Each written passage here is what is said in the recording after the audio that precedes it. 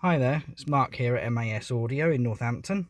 Today we're looking at an Audi which has got a second-hand unit been put in, and you'll see the message in a second.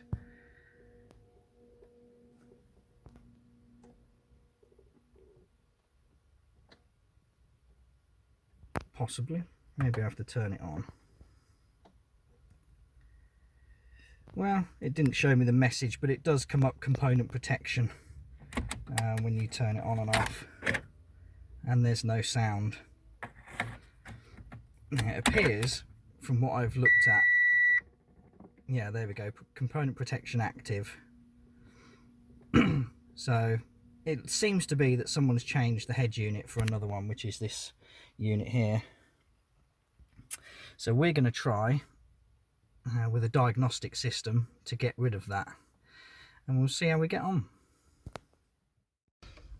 Okay, so we loaded up our programmer, we're connected, and we're going to try and program the device.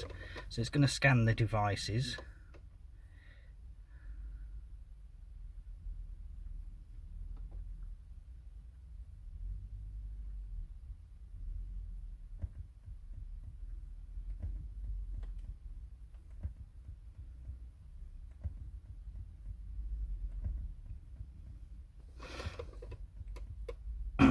Okay, so that's done that, although I'm not seeing the audio. Oh yeah, there's the FM tuner radio. It says it's not a Virgin unit. Oh, we've got to select the one we want to adapt, so it's this one. So we'll click next. Alright, so that's